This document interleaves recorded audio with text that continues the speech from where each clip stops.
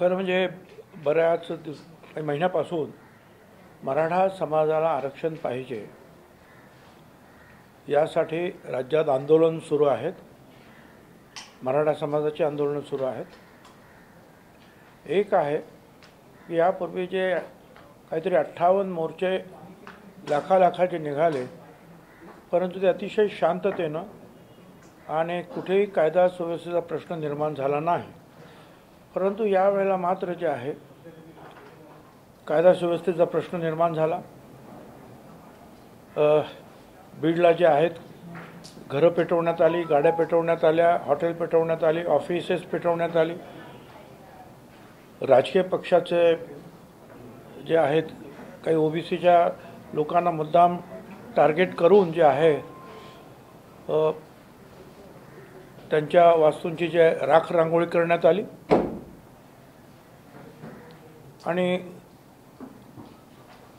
एवढंच नाही तर त्यांना हॉस्पिटलमध्ये घेऊन जाण्यासाठी आलेल्या पोलिसांना, महिला पोलिसांना दगडफेक करण्यात आली, मारण्यात आलं. त्यामध्ये 80 पोलीस जे जखमी झाले आणि एक दहशतीचं वातावरण राज्यामध्ये निर्माण केलं. आमची भूमिका ओबीसी एल्गारमधून लाखो लोकांच्या सभेमध्ये, रॅलीजमध्ये आम्ही हीच मांडली की मराठा समाजाला आरक्षण द्यायला आमचा विरोध नाही. ते आरक्षण वेगळं देण्यात यावं. ते आरक्षण ओबीसीतून देण्यात येऊ नये. त्यासाठी 3 न्यायमूर्तींची कमिटी नेमण्यात आली. क्युरेटिव्ह पिटिशन जे आहे ते सुप्रीम कोर्टात मांडण्यात आलं.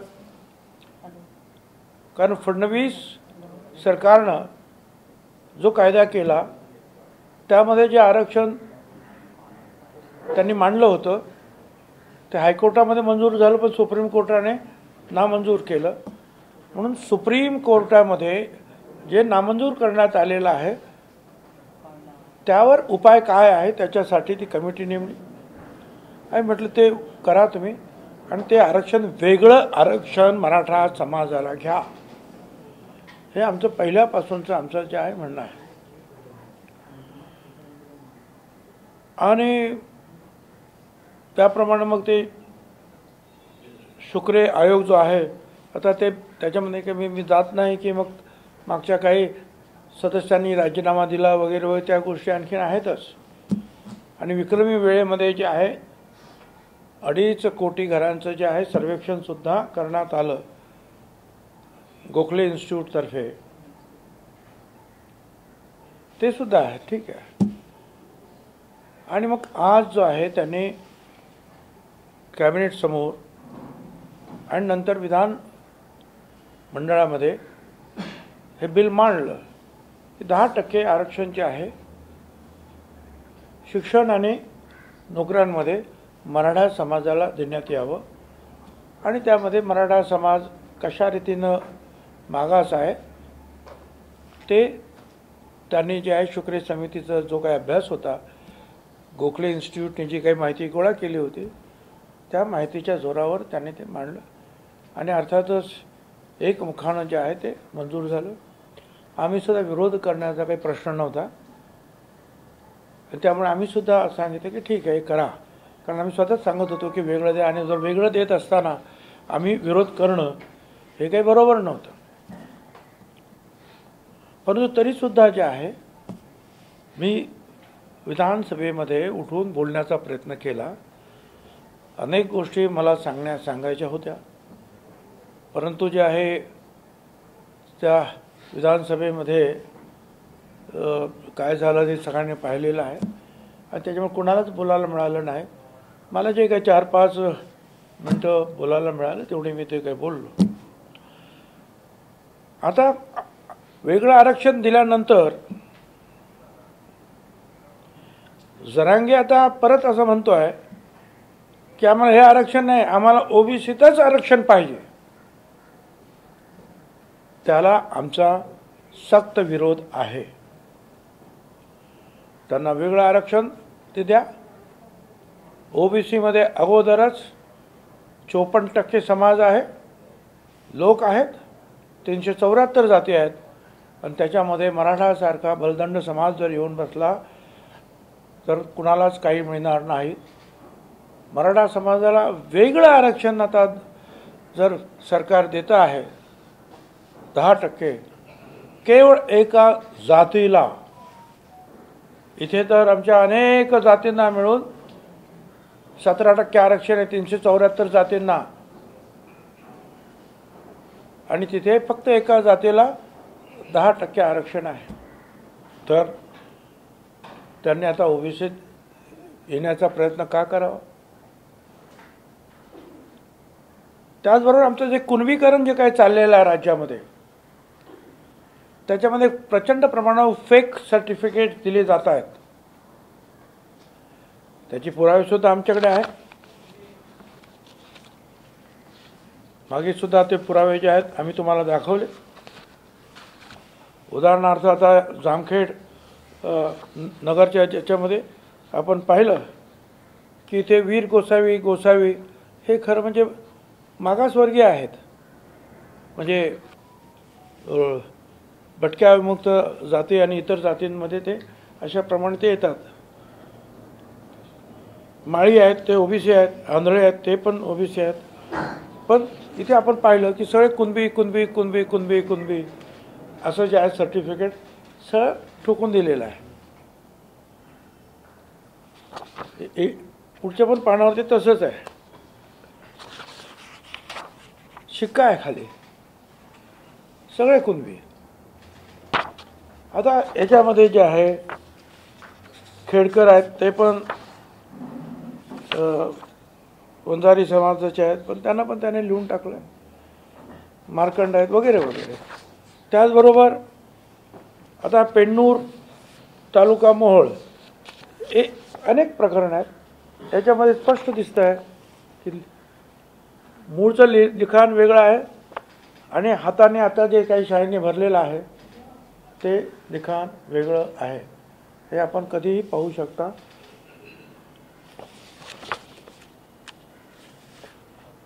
खोडून लिहिलेलं आहे मराठा कुणबी. त्याच्यानंतर दुसऱ्या पानावर एक कोणतरी आहे चौरे, त्याच्यात लिहिलं मराठी कुणबी.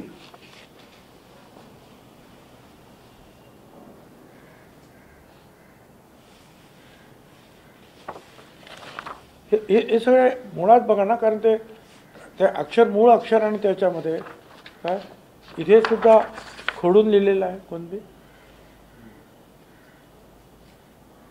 खोडून कुणबी लिहिलेलं. परत याच्यामध्ये मराठी कुणबी. हे अक्षर साधंच दिसतं, हे अक्षर कसं आहे ते अक्षर कसं आहे. तर हे सगळे जे आहेत तुम्हाला हे असेच हाताने लिहिलेले जे आहेत आणि खोडाखोड केलेले जे आहेत असे असंख्य जे आहेत हे नंतरसुद्धा तुम्ही पाहू शकता. आम्ही इथे हे ठेवलेलंच आहे, पाहायला तुम्ही फोटो त्याचे काढू शकता. हे संवत गावाला जे आहे एका मुख्याध्यापकाने त्यात म्हटलेलं आहे की याच्यामध्ये या शाळेच्या प्रवेशाच्या याच्या रजिस्टरमध्ये 67 पूर्वीची नोंद कुणबी अशी असून त्यात कुणबी शब्दाच्या अक्षरात व शाईत बदल आहे. हे हेडमास्तराने लिहिलेलं आहे. तरीसुद्धा आम्ही त्यांना मग सर्टिफिकेट देतो आहोत. म्हणतात की वेगळं अक्षर आहे, शाई वेगळी आहे, तरीसुद्धा आम्ही ते देतो आहोत. ठीक आहे, हे सगळं असंच आहे. आता याच्यामध्ये एका माणसाला जे आहे काय हे इंग्रजीमध्ये जे आहे काय ते मराठीमध्ये मराठा आहे. मराठा या बाजूला मराठा प्युअर मराठा. ह्या बाजूला इंग्रजीमध्ये जे आहेत कुणबी आहे. Same name. इकडे मराठा म्हणून सर्टिफिकेट आहे, इकडे कुणबी म्हणून सर्टिफिकेट आहे. आपण पाहू शकता ज्यांना पाहायचं त्यांनी. तर हे अशा प्रकारे जे आहे हे जे कुणबीकरण जे चाललेलं आहे याला आमचा सक्त विरोध आहे. हे थांबवलं पाहिजे. बरं, आता तुम्हाला मराठा समाजाला वेगळं आरक्षण दिलं, मग कुणबी म्हणून कशाला पाहिजे तुम्हाला? मग ते आरक्षण कुणासाठी? 10% एवढं आरक्षण दिलेलं आहे.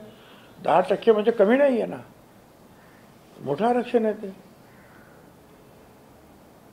तुम्हाला दिलं ना आरक्षण, मग कुणबी कशाला पाहिजे तुम्हाला?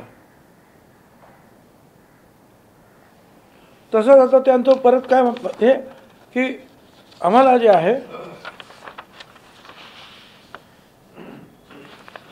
सगळे सोयरे आमचे आलेच पाहिजे. अरे सगळे सोयरे आले पाहिजे काय? पण ते नियमात बसलं तर काय? आता इथे जे आहे सुप्रीम कोर्टाचा 1996 जजमेंट आहे वलसम्मा पाऊल विरुद्ध कोचिन युनिव्हर्सिटी. याच्यामध्ये त्यांनी स्पष्ट म्हटलेलं आहे की अनारक्षित प्रवर्गातील व्यक्ती आरक्षित प्रवर्गातील व्यक्तीस दत्तक गेला, लग्न केले तरी किंवा इत्यादी कुठलंही कारण असेल तरी तो आरक्षणास पात्र ठरणार नाही. इंग्रजीमध्ये त्याच्यात असं म्हटलं आहे, supreme court held that a person belonging to non-reserved class transplanted by adoption, marriage, conversion, or any other act to family belonging to reserved class does not become eligible under Article 15(4) or 16(4). हा supreme कोर्टाचा निकाल आहे की तुम्ही कुठल्याही कारणामुळे वेगळी जात असेल तुमची आणि आता तुम्ही कुणाचं तरी आणलं तरी तुम्हाला ते काय मिळू शकणार नाही. देतो ना तुम्हाला. शुक्रेंचं सुद्धा जे आहे, शुक्रेंनी सुद्धा तेच म्हटलेलं आहे. हे पहा, हा शुक्रेंचा निकाल आहे. शुक्रेंचा निकाल आहे. त्याच्यात त्यांनी काय म्हटलेलं आहे, याचिकाकर्त्याने स्वतः मराठा जातीचा असल्याचा दावा केला आहे आणि त्यानंतर याचिकाकर्त्याच्या इतर काही नातेवाईकांना आता तो कुणबी जाती असल्याचा दावा करून त्याची स्थिती बदलत असल्याचे दर्शवणारी काही कागदपत्रे मिळाली आहेत. म्हणजे पहिल्यांदा तो म्हणतोय मराठा आहे, म्हणतो आता ते दुसऱ्याची कागद तर कुणबी आहे तर मलाही कुणबी करा. ते म्हणतात जर याला परवानगी दिली तर यामुळे विविध व्यक्तींनी दावा केलेल्या सामाजिक स्थितीबाबत अनिश्चितता निर्माण होईल आणि राज्याने सुरू केलेल्या सकारात्मक कृतीचा म्हणजे रिझर्वेशनच्या धोरणात अराजकतेचा क्यास घटक निर्माण होईल, गोंधळ माजेल, असं त्यांनी स्पष्टपणे जे आहे शुक्रेंनी जे आहे त्यांच्या याच्यामध्ये इंग्रजीमध्ये सुद्धा त्याने तेच म्हटलेलं आहे. In fact here is a case where the petitioner himself has claimed as he belongs to caste Maratha and has subsequently saying that some other relatives of petitioner have got some document showing them to be Kunbi caste, thought of again taking a chance of changing his status by claiming that now he belongs to caste Kunbi for some purpose only known to the petitioner. Such an attempt on the part of the petitioner, which is in the nature of approbation and reprobation, is not permissible in law. In this, if this is permitted, it will lead to a uncertainty with regard to social status claimed by various persons and introduce an element of chaos in the policy of affirmative action initiated by state. हे शुक्रे साहेबांनी स्वतःच म्हटलेलं आहे की तो मराठा असेल आणि मग आता कोणीतरी म्हणत मी कुणबी आहे तर त्याला हे देता येणार नाही, ते स्वतः म्हणतायत. नंतर जे आहे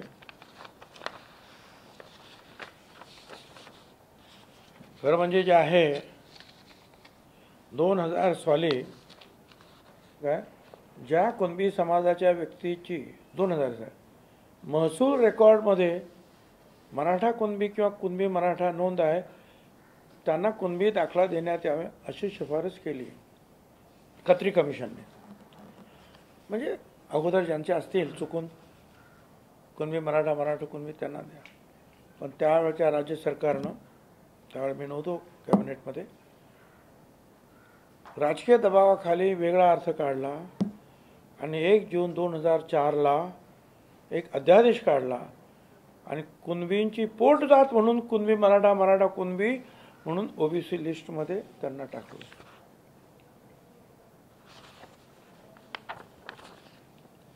आता त्याच्यानंतर त्यांचं म्हणणं आहे की सगळे सोयरे.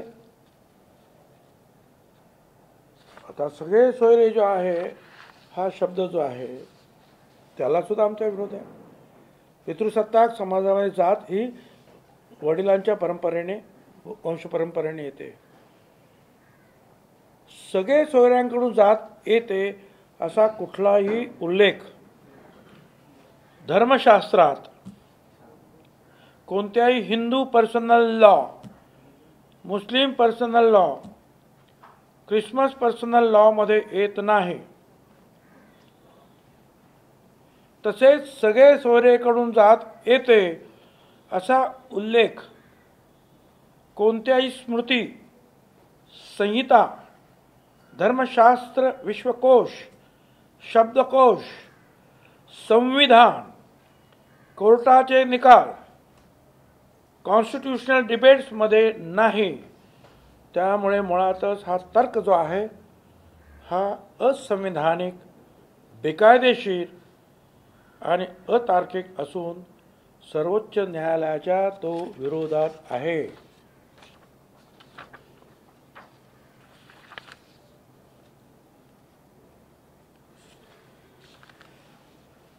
त्याच्यामध्ये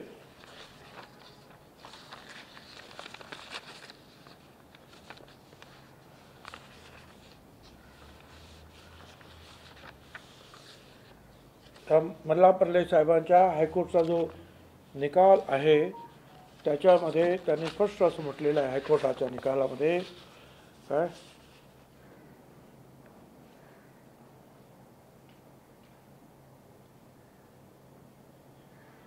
1920 onwards, the Kunbis impliedly accepted that they were actually Marathas and Kunbi was only an occupation. If the impugned decision, which is based on the sole document, is accepted in the instant case, the entire Maratha community in the state of Maharashtra will have to be accepted to be belong to Kunbi, other backward class, and this would result in nothing short of social absurdity. Nothing but a sort of social absurdity. कारण असं जर ठरवलं तर ते कोर्टामध्ये सुद्धा त्यांनी त्याच्यावर नकार दिलेला आहे. हा शब्द कुठेही येत नाही, चुकीची नोंद आहे. सगळे सोयऱ्याचा त्याने जो आहे हे काढलेला आहे, अशा रीतीनं ते काढलेलं आहे. मला हे कळत नाही. असं आणखीन एक त्यांनी एक वंशावळ जुळवण्यासाठी, अरे वंशावळ जुळवण्यासाठी हे अधिकारी नेमलेले, मग प्रत्येकाची वंशावळ कुठून तरी शोधायचे. हा काय आहे? म्हणजे आता एकदा कुणबी शोधून झालं, त्यांना काहीतरी त्यांच्या नोंदी कुणबी खोट्या केल्या, आता त्याची जर निघत नसेल वंशावळ तर ती शोधून काढा. ज्याला पाहिजे तो काम करतो, पण या अशा रीतीचे हे सगळे येतात.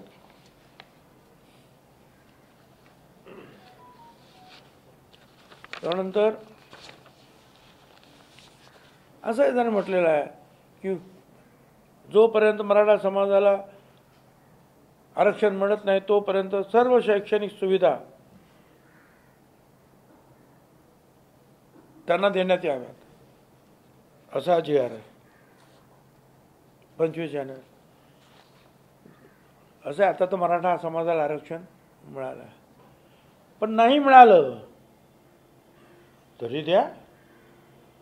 मग ते द्यायचंच असेल तर ब्राह्मण समाजाला सुद्धा द्या, लिंगायत म्हणजे जैन असेल, लिंगायत जे कोणी असतील त्या सगळ्या विद्यार्थ्यांना आणि विद्यार्थिनींना तो द्या. आमचं काही म्हणणं नाही, फार चांगली गोष्ट आहे. ज्यांना आरक्षण मिळालं नाही त्यांना ते आरक्षण मिळेपर्यंत ह्या सुविधा जर द्यायच्या असतील 25 जानेवारीप्रमाणे,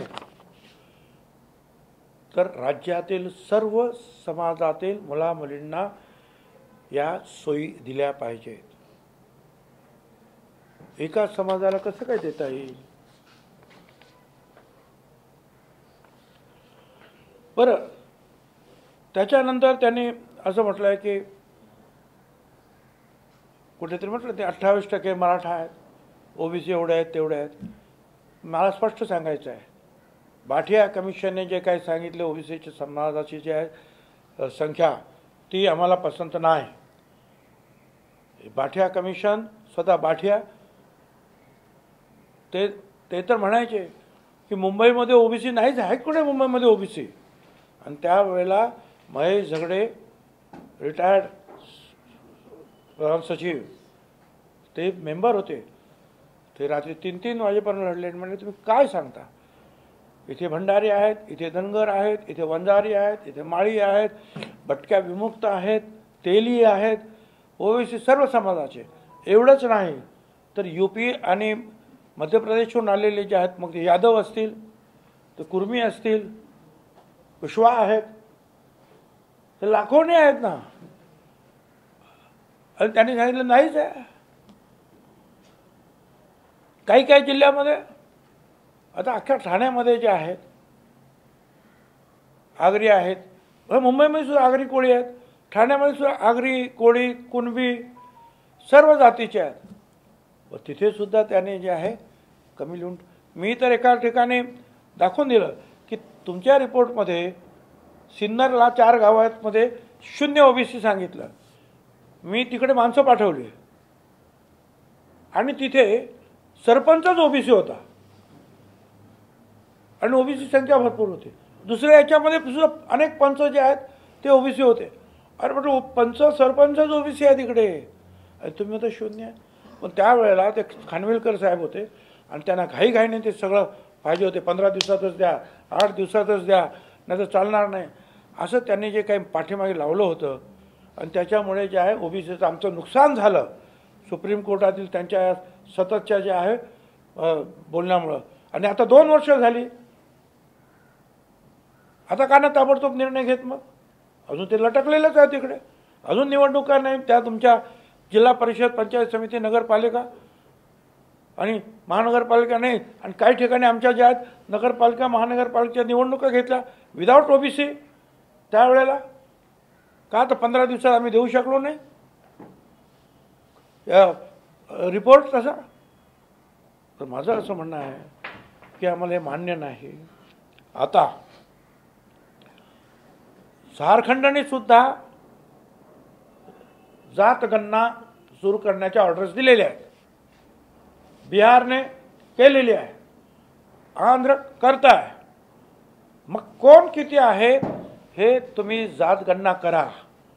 जर 2.5 कोटी घरं कुटुंब, एका कुटुंबात सरासरी 5 म्हटलं तर 12.5 कोटी लोक होतात. म्हणजे जवळपास महाराष्ट्र झाला. 15 दिवसामध्ये, खरं म्हणजे 8 दिवसात सांगितलं, मग ते थोडे दिवस वाढले. आता असतील 13, 14, 13.5 कोटी असतील. करा ना जातगणना. हे जर करू शकता तुम्ही काय, तर अशीच नुसती जातगणना करायला किती वेळ लागेल? कारण गोखले इन्स्टिट्यूटने जे आहे जे केलं आहे ते मोठे म्हणजे विचार करण्यासारखी गोष्ट आहे. 10-15 दिवसामध्ये 2.5 कोटी घरं, 180 प्रश्न प्रत्येक याच्यात केलं त्यांनी.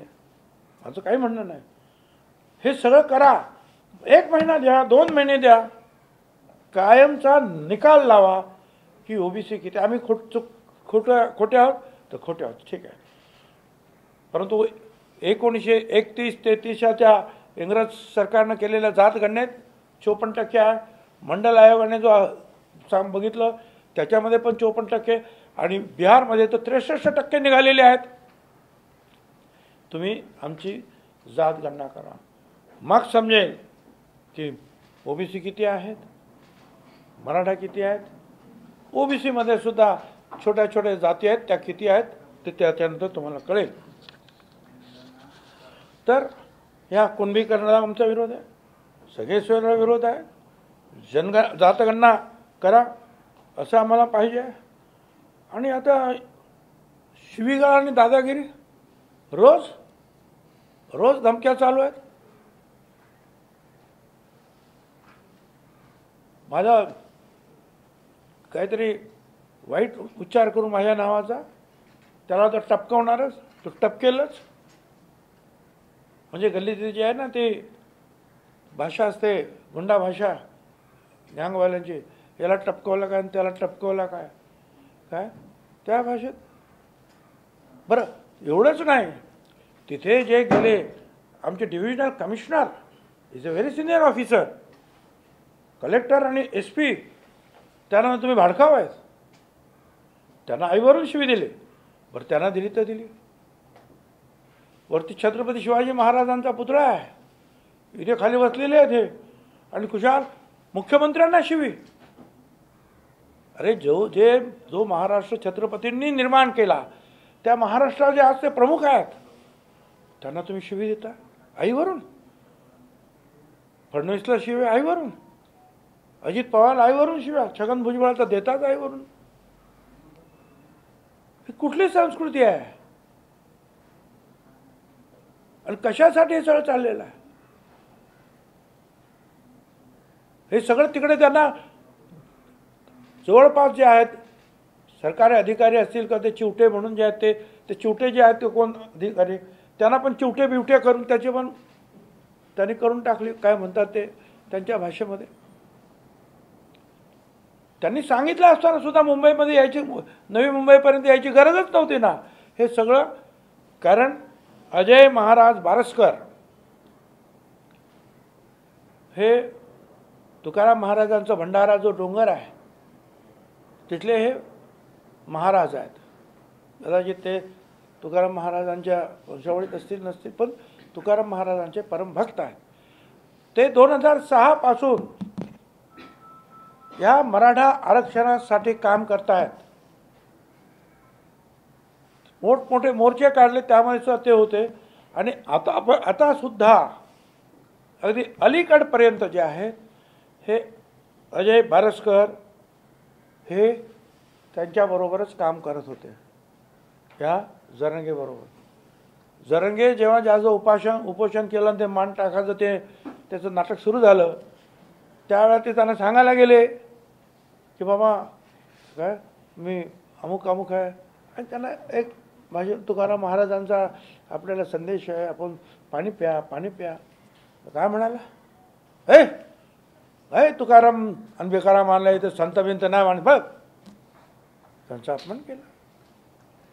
म्हणजे तो आम्हाला सोडत नाही, तो मुख्यमंत्र्यांना सोडत नाही, अधिकाऱ्यांना सोडत नाही, संतांना सुद्धा सोडत नाही. आणि तेव्हापासून जे आहेत म्हणजे अजय महाराज बारसकर जे आहेत हे वेगळे झाले. आणि त्यांनी म्हटलं आता नाही, आता मी हे सगळं बाहेर काढणार. आणि त्यांनी जो त्यांची जी काय व्हायरल होते आहे क्लिप्स, त्याच्यामध्ये ते पाहिजे की जरांगेला उद्देशून ते म्हणतात तुम्हाला मारून टाक, मी तयार आहे, मी पण जातीवंत मराठा आहे, असं ते अजय बारसकर महाराज म्हणत आहेत. आणि ते हेही म्हणतात की तू ढोंग करू नको, तुम्हाला माहिती आहे की तू सगळं काय ब्लँकेट गोधडी अंगावर घेतो आहे आणि आतमध्ये सगळं काही मोबाईल बघतो आहे, तू हे सगळं मला माहिती आहे. आणि अनेक गोष्टी त्यांनी सांगितल्या. आणि त्यावेळेला त्यांनी दुसरा आणखीन एक मनुष्य जो कोपर्डीच्या खटल्यामध्ये, जो कोपर्डीचा खटला झाला त्याच्यामध्ये जरंगेने तिथल्या काही लोकांना, त्या जो इसम आहे त्याचे वडीलसुद्धा म्हणाले की आम्हाला सांगितलं की बाबा असं आपल्याला झेंडा लावायचा आहे काय, भगवा झेंडा फडकवायचा आहे, अमुक आहे तमुक, तुमचा मुलगा मला पाहिजे. आणि त्याला ते घेऊन गेले, त्याचे वडील म्हणतात. आणि मग अशी ती 5-6 मुलं, त्यांना सांगितलं की कोर्टात जाऊन ते जे कोण आरोपी आहे त्यांना मारहाण करा. आणि त्यांनी तशी मारहाण केल्यानंतर कोर्टात त्यांना 5 वर्षाची सजा झाली. आणि तो 2 वर्षानंतर आता बाहेर आला, पॅरोलवर आला. कसा आहे का तो भाग वेगळा असेल, पण तो याने अजिबात आमच्याकडे लक्ष दिलं नाही, आम्हाला काडीची मदत केली नाही. आणि म्हणून तो हात जोडून, त्याचं नाव आहे बबनराव वाळेकर, तो हात जोडून सांगतो आहे की मराठा समाजाला आरक्षण मिळालं पाहिजे. पण मराठा समाजाच्या युवकांनो, हा जो सांगतो आहे याचं आंदोलन बहकत चाललेलं आहे. कोणी दगड थोंडे हातात घेऊ नका, एस टीचं नुकसान करू नका, सजा झाली तर तुम्हाला कोण बघायला येणार नाही, हे आमच्याकडे बघा, आम्ही आज भोगतो आहोत. आणि त्याने पुढे असं सांगितलं, मी नाही, ते त्या क्लिपमध्ये आहे, त्याने असं सांगितलं की पोलिसांना मारहाण झाली त्यावेळेला तिथल्या राजेश टोपे यांनी किरण तारक यांच्या घरी मिटिंग घेऊन दगड गोळा करायला सांगितले, असं ते बबनराव वाळेकर त्याच्यामध्ये त्या क्लिपमध्ये बोलत आहेत. आणि मग ते दगड गोळा करण्यात आले आणि 80 पोलीस आणि महिला पोलीस यांना जखमी करण्यात आले. दुर्दैवानं जे आहे नंतरचा पाठ लाठी हल्ला तो प्रसिद्ध झाला, पोलिसांचा नाही. आता टोपे आणि ते जे काय आहे ते वाळेकर म्हणून जो आहे तो त्या क्लिपमध्ये बोलतो आहे. पोलिसांनी चौकशी करायला पाहिजे या सगळ्या गोष्टीची, की काय आहे हे, पोलीस करतात का मला काय कळत नाही. त्यांनी बघायला पाहिजे ना हे काय करतायत. आणि त्या बारस्कर महाराजांनी सुद्धा सांगितलं की अजिबात हे चुकीचं चाललेलं आहे. हे सगळं अगोदर ठरलेलं होतं, तयार झालं होतं सरकारचे अधिकारी सळ करायला, नवीन मुंबईपर्यंत जायचं आणि रात्री 3-3 वाजेपर्यंत बंद खोलीमध्ये चर्चा करायचं काहीच कारण नव्हतं. ते परत असंही म्हणतात जालन्याच्या तिकडच्या कुठच्या कन्हैया हॉटेलमध्ये काय काय झालं, काय हे आम्हाला सगळं काय कल्पना आहे वगैरे वगैरे सांगतात. आता त्याचीच माणसं जे आहेत हे सगळं खरं बोलायला लागले आणि त्याचीच माणसं सांगतात की बाबांनो आंदोलन करू नका, हिंसा करू नका. आणि आताच आपण पाहिलं काल परवासुद्धा जे आहे काही इष्टा तोडण्यात आल्या, दुकानं बंद करण्यात आले. आणि आमच्या अनेक लोकांना जे आहे ओबीसीच्या लोकांना मारहाण करण्यात येते आहे. काय एक महिला जी आहे तिथली आमची, तिला मारहाण केलं. कितीतरी केसेस हे सगळ्या केसेस अशा माझ्याकडे येत आहेत. काय मारहाण करतात. काय नगरजवळा तर मानवत जिल्हा मुंजाबाव रासवे याच्या घरामध्ये विजय मिरवणूक केली आणि घरामध्ये घुसून त्या महिलांनासुद्धा मारहाण केली. या इथं नंतर हॉकी स्टिकने मारहाण केलेली आहे. काय अनिकेत भागवत आणि त्यांना तिकडे यवतला. त्याच्यानंतर हे त्याचं जे अशा अनेक ठिकाणी जे आहेत मारहाण चालू आहे. आता काय सांगायचं काय. आणि आम्हालासुद्धा ते सांगतातच आहे की जे आहे नादी लागू नको भुजबळ, तुला टप्पूनच टाकेल आहे का. गंभीर आहे सर. गृहमंत्र्यांच्या कानावर गोष्टी घातल्या या संदर्भात कायदेशीर कारवाई करावी अशा पद्धतीचे तुम्हाला तर सांगतो तर लोकांना तर कळू द्या, कायदेशीर तर आम्ही करूच, पण लोकांना कळू द्या की हा जरांगे काय माणूस आहे आणि काय हा बोलतो आहे आणि हिंसेला प्रवृत्त करतो आहे.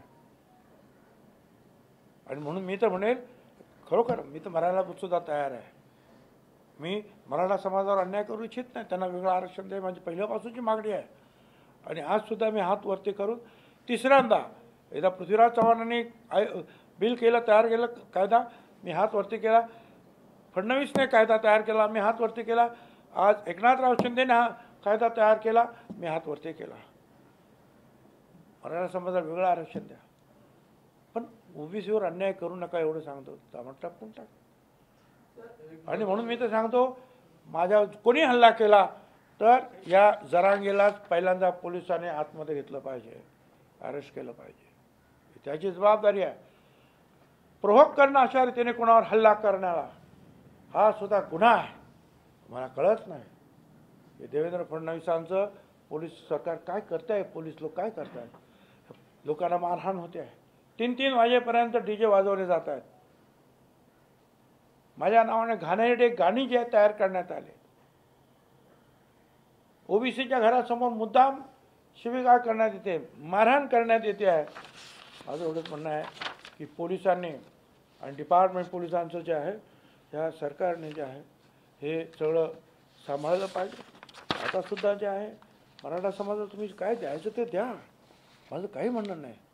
आणखीन द्या, विद्यार्थ्यांना द्या, त्यांना द्या, सगळ्यांना द्या. आता असं आहे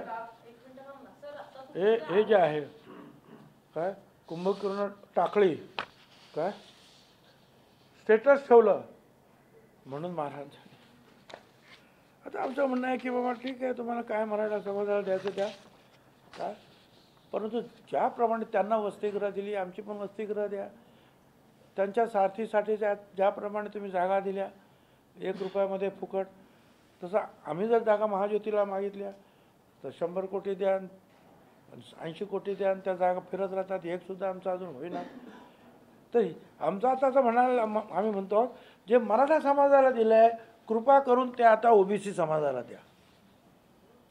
जे मराठा समाजाच्या विद्यार्थ्यांना मिळत आहे, मुलांना मिळतं आहे, कर्ज मिळतं आहे, तेच कर्ज वसतिगृह का किंवा महिना 6,000 रुपये त्यांना मिळतात, ते सगळं जे मराठा समाजाला मिळतात कृपा करून ओबीसी समाजाला द्या, अशी उलटी मागणी आता मी करतो आहे. कारण फार मोठ्या ज्या आहेत गोष्टी त्यांना मिळाल्याबद्दल दुःख अजिबात नाही, परंतु आम्हाला न मिळता आमचं नाव पुढे करून ते घेतात आणि ओबीसीला मिळतच नाही. त्यामुळे ओबीसींना सुद्धा द्या, एवढंच माझं म्हणणं आहे. मग साधं महामंडळ असेल त्याला 300 कोटी असतील तर आम्हाला 47 कोटी आहेत ओबीसीला. अशाच प्रमाणे हे सगळं काय आहे. तर अशा रीतीने ह्या सगळ्या गोष्टी आहेत. मराठा समाजाला आरक्षण मिळालं, आम्हाला आनंद आहे. आम्ही पण पहिल्यापासून तेच सांगत होतो. परंतु आता ओबीसींवर अन्याय करू नका, ओबीसी विद्यार्थ्यांवर अन्याय करू नका, ओबीसी बांधवांना भगिनींना मारहाण करू नका, शिवीगाळ करू नका, एवढंच आमचं म्हणणं आहे. देवेंद्र फडणवीस सरकारचं गृहमंत्रालय काय करतंय, कारण अशा धमक्या येत आहेत. तुम्ही विधानसभेमध्ये सुद्धा हा मुद्दा मांडला, अध्यक्षांनी त्यावरती तुम्हाला सुरक्षा दिली जाईल असं सुद्धा म्हटलं. पण या संदर्भात तुम्ही देवेंद्र फडणवीसांना भेटला आहात का? त्यांना याची कल्पना दिली आहे? त्यांना माहिती आहे, सगळं सांगितलं त्यांना. तुम्ही काही विशेष हो केली आहे का? त्यांना अरे या सगळ्या गोष्टी आहेत ना. एक तर मी त्यांना सांगितलं असणार, किंवा रोज सकाळी 8 वाजता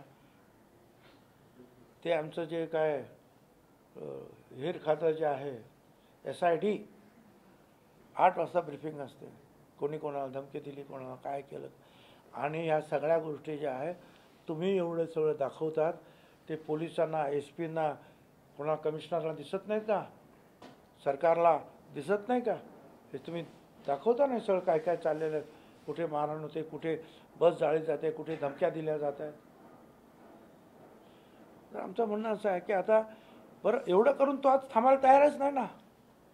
ते मारुतीचं शेपूट ते वाढतच जाणार आहे. हे दिलं तर ते द्या, ते दिलं तर ते द्या, ते दिलं तर ते द्या. एक माणूस सगळ्या महाराष्ट्राला वेठीच धरतो, आणि तेही आमदारांची घरं जाळून, लोकांचे हॉटेल्स जाळून, सेक्रेटरीजना, मोठ्या अधिकाऱ्यांना आईमाईवरून शिव्या देऊन, मुख्यमंत्र्यांना, उपमुख्यमंत्र्यांना आम्हाला आईमाईवरून शिव्या देऊन वेठीच धरतो महाराष्ट्र. त्याच्यावर काही कारवाई काय? अहो, मुख्यमंत्र्यांवर एक काहीतरी जर आम्ही काय म्हणतात ते तुम्ही पोस्ट टाकली तो पोलीस ताबडतोब उचलत आहेत, आणि शिवी दिली ना सगळ्यांच्या समोर. ते TV वर आलं ना सगळं. पोलीस काय करतात? पोलिसांना सांगायला पाहिजे का सगळं माफ केलेलं आहे, मग सांगा त्यांना की त्यांना सगळं माफ केलं.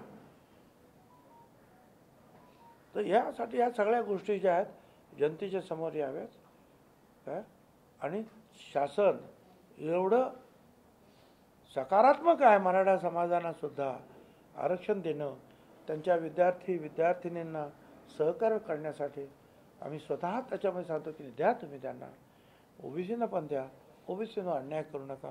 ही सामंजस्याची भूमिका आज एवढी वर्ष जी आहे या महाराष्ट्रामध्ये चाललेली आहे. एक माणूस तर सगळ्यांना वेठीस धरू शकत नाही. मग सरकार घाबरतंय का जरांगेंना? सरकार का घाबरतो जरांगेंना की एवढ्या सगळ्या जर गोष्टी होत आहेत तर त्यांच्या सगळ्या गोष्टींकडे कानाडोळा केला जातो? मी पूर्ण सरकार नाही. माझ्यावरती जे आहेत उपमुख्यमंत्री आहेत, मुख्यमंत्री आहेत, काय म्हणतात ते तुमचे होम मिनिस्टर्स आहेत, कायदा खातं आहे, त्यांनी ते बघावं ना. मी तर आमच्या व्यथा सांगितल्या आणि ते आज नाही, रॅलीज होऊन सुद्धा सांगतो आहे, मी ओपनली सांगतो आहे हे सगळं चाललं आहे असं. ते शुक्रेंच्या नियुक्तीविरोधात तुम्ही कोर्टात जाणार होता, त्याच्याआधी तुम्ही सांगितलं होतं की त्यांची नियुक्ती वैध नाही. त्याच्याविरोधात मुख्यमंत्र्यांनी असं पटलावरती हाऊसमध्येच सांगितलं की त्यांची नियुक्ती पण वैध आहे, त्यांनी अहवाल दिला तो पण वैध आहे. आणि ठीक आहे, आता जे काय कोण आता ते आता असं आहे ना, या सगळ्या गोष्टी कोण ना कोणतरी कोर्टात जाणारच आहे काय. आणि असं कुणी ना कोणीतरी जे आहे जाणारच आहे कोर्टामध्ये. त्यामुळे पहा काय होतं ते. आता असं आहे की 3 न्यायमूर्ती, एक त्यातले चीफ जस्टिस आहेत रिटायर्ड आणि 3-4 रिटायर्ड जस्टिस यांनी सगळं तिथे जे आहे त्यांचा कलेक्टिव्ह विजडम, म्हणजे त्याला मराठीत काय म्हणतात, सामुदायिक शहाणपण वापरून हा कायदा तयार केलेला आहे काय. त्यामुळे तो टिकावा असं आमच्यासारख्या जो जास्त कायदे काय माहीत नसलेल्या माणसाला वाटतं.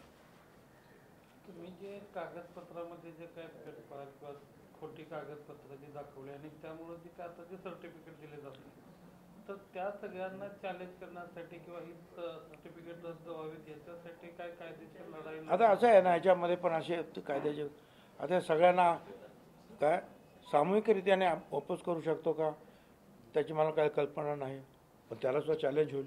नाहीपेक्षा मला आठवतं पुण्याला काही लोकांनी खोटी सर्टिफिकेट घेतली, नगरसेवक झाले, प्रत्येकाच्या विरुद्ध आम्हाला केस लढावी लागली. त्याला झाली 8-10 वर्ष झाली हां असे, आणि सुप्रीम कोर्टापर्यंत जावं लागलं.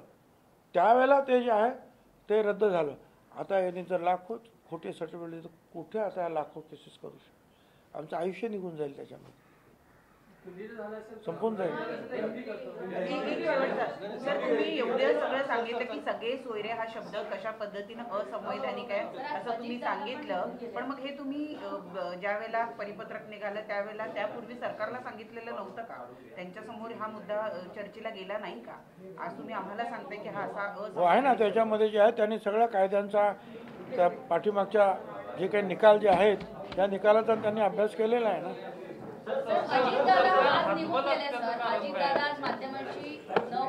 नाही, तुम्हाला सांगायचं नसेल तर मी नाही सांगणार. तुम्हाला सांगायचं नसेल तर नाही सांगणार. तुम्हाला घ्यायचं तर घ्या. मग कुठं कशाला विचारता? तुम्हाला माहिती माझी भूमिका काय आहे ते, मग संपलं तर. तुम्ही म्हणता की एक माणूस सरकारला वेटीस धरतो, सगळ्यांना वेटीस धरतो.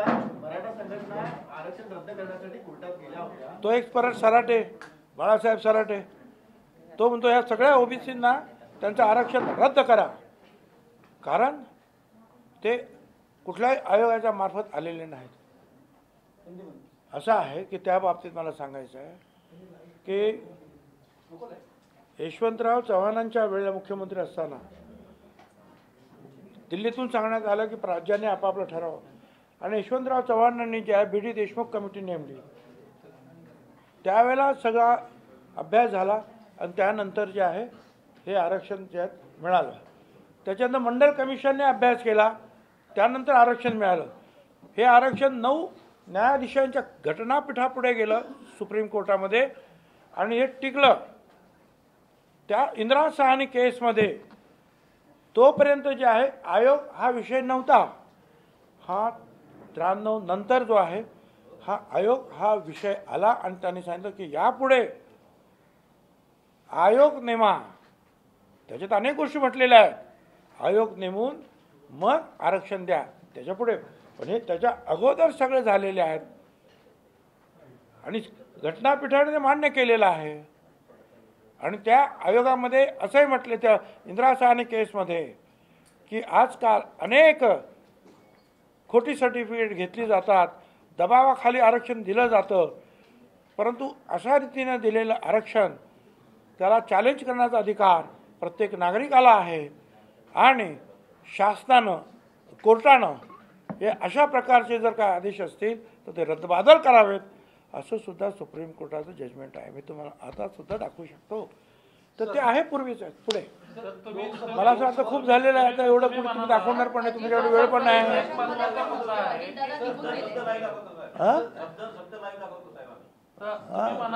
एक माणूस राज्याला वेटील धरतो. धरतो ना. तुम्ही म्हणता एक माणूस राज्याला वेटील धरतोय असं एक राज्याचा कॅबिनेट मंत्री म्हणतोय. मग सामान्य माणसांनी काय करायचं?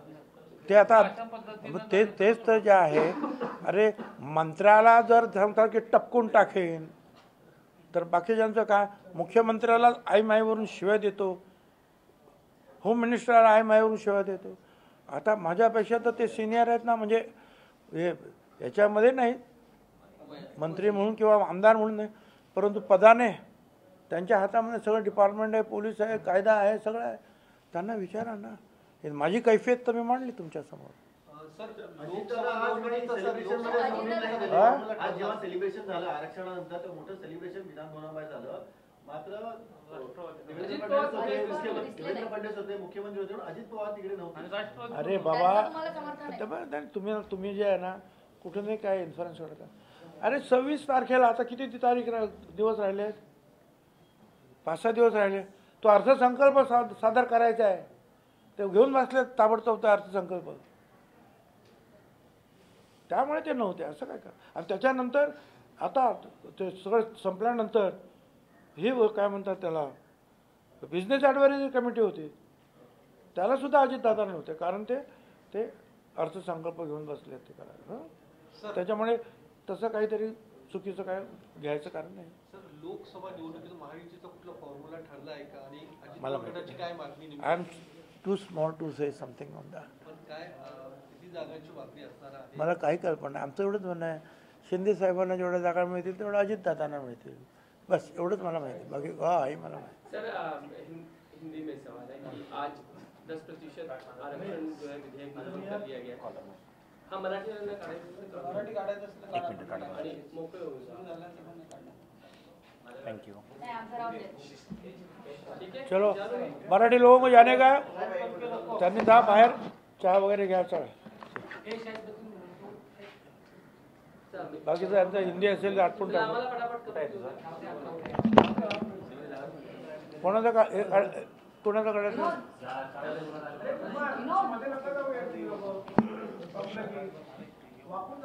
आता मग शांत बसा.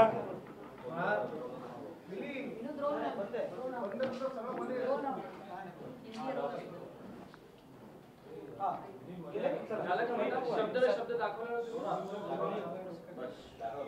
सर हिंदी में सवाल ये जानना चाहते हैं कि आज 10% आरक्षण का विधेयक मंजूर कर लिया गया है.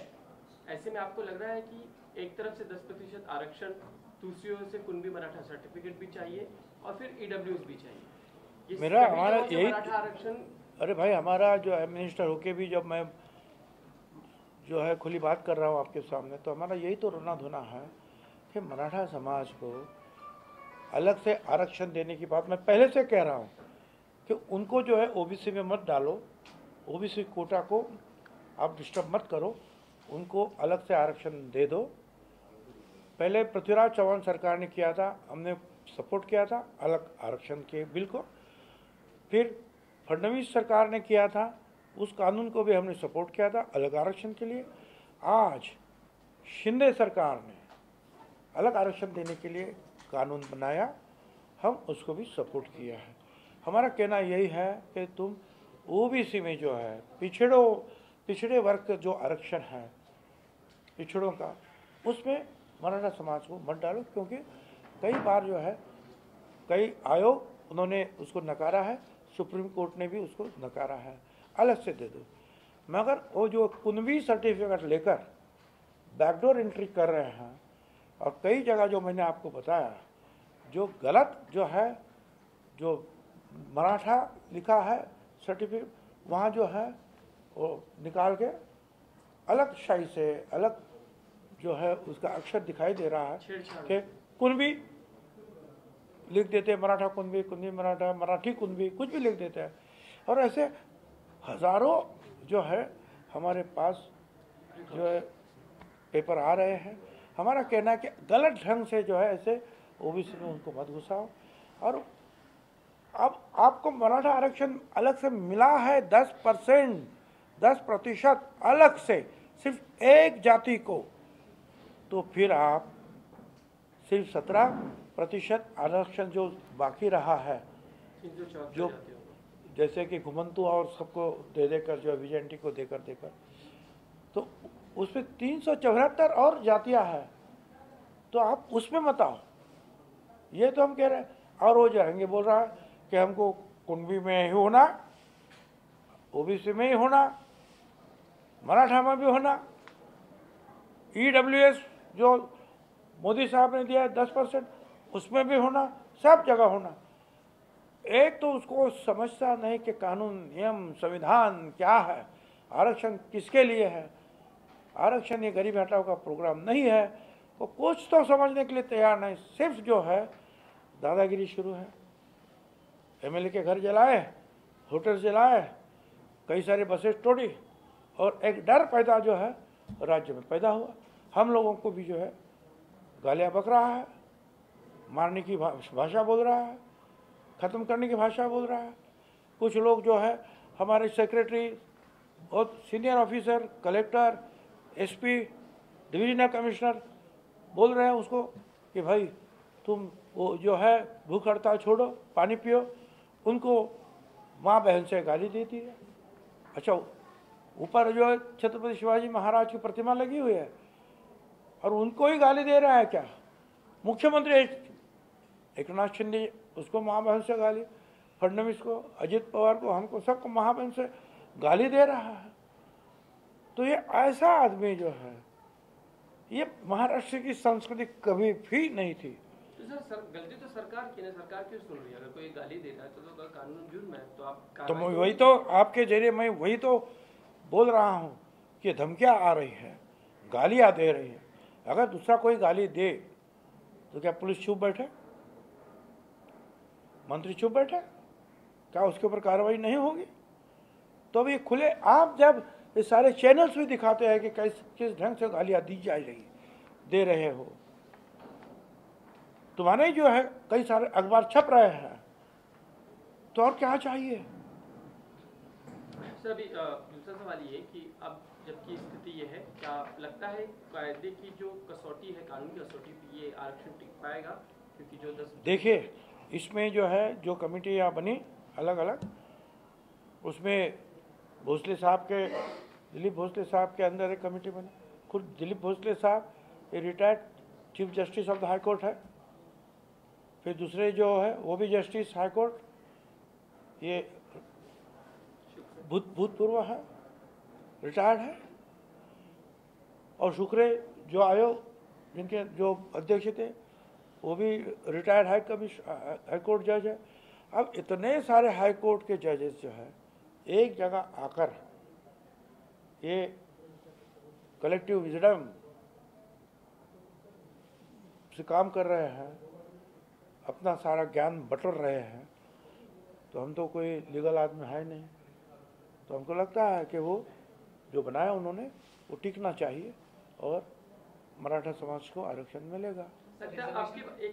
आपके बाद आप ये उम्मीद करते हैं कि जो मराठा आरक्षण लेके जो आंदोलन शुरू है, जो एक आक्रामक आंदोलन महाराष्ट्र देख रहा है, अब तो कम से कम वो खत्म हो जाना चाहिए। खत्म होना चाहिए, मगर ये खत्म नहीं होगा। अब वो जरंगे बोल रहा है कि हमको ये ऐसा अलग आरक्षण वो छोड़ दो, हमको ओबीसी में ही आरक्षण दो, और हमको जो सगे संबंधी जो है उनको सबको आरक्षण दे दो। हालांकि सगे संबंधी के बारे में कई सारे हाईकोर्ट के जो है जजमेंट आए हैं, और ये सगे संबंधी ये किसी भी धर्मशास्त्र, हिंदू धर्मशास्त्र में, स्मृति में, इधर उधर, या मुस्लिम धर्मशास्त्र, क्रिश्चियन धर्मशास्त्र, या किसी भी कानून में ये लिखा नहीं है सगे संबंधी। कानून की दृष्टि से अगर देखा जाए तो ये तो जनरल जो है आमतौर पर हम लोग बोलते हैं, मगर कहीं भी जो है ये लिखा नहीं है। तो ये कैसे दिया जाएगा? मगर वो मांग रहा है ये बस सबको ओबीसी में दे दो। और ये कहा है हाई कोर्ट जजेस ने कि ऐसे अगर हम देंगे तो सारा मराठा समाज महाराष्ट्र का ये ओबीसी बन जाएगा और फिर ओबीसी को आरक्षण देने का जो मतलब है वही खत्म हो जाएगा। सर सवाल यही था कि एक तरफ आरक्षण दिया जाता है, वहीं दूसरी तरफ मनोज आनंद जी कह रहे हैं कि ये पॉलिटिकली जो है बिल है, लोकसभा के लिए लाया गया, चुनाव के लिए जो है सरकार ने ये बिल पास किया है। किस तरह से देखते हैं इन चीजों को? अभी भी जो है हम उसको पूछो ना, अरे एक तो जो है वो लिखा पढ़ा आदमी नहीं है, उसको कानून क्या है मालूम है, संविधान क्या है पता नहीं है, इतिहास में क्या क्या हुआ 75 सालों में कुछ भी मालूम नहीं है। कहाँ आरक्षण मिलता है? आरक्षण ये गरीबी हटाओ का प्रोग्राम नहीं है, ये भी उसको मालूम है। उसको सिर्फ 2 लफ्ज आते हैं, हमारा आमचे लेकर मतलब हमारे बाल बच्चे वो भूखे मरते हैं। अरे भाई, उनके शिक्षा के लिए और जो गरीबी जो है गरीब लोगों के लिए मोदी साहब है, महाराष्ट्र सरकार है, कई सारी जो है योजनाएं दे रही है। मगर आरक्षण जो है जो दबे हुए हैं, कुचले हुए हैं, उनको दिया जाता है। वो तो समझना ही नहीं है। वो बोलते हम भी गरीब हैं, हमारा बाल बच्चा क्या खाएगा, यही चला उसको, तो हम उसको क्या बोले। ठीक है, आप सबको धन्यवाद।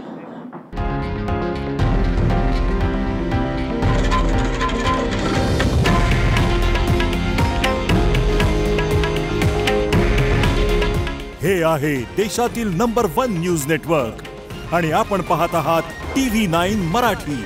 काळजी तुमची, हित महाराष्ट्राचं।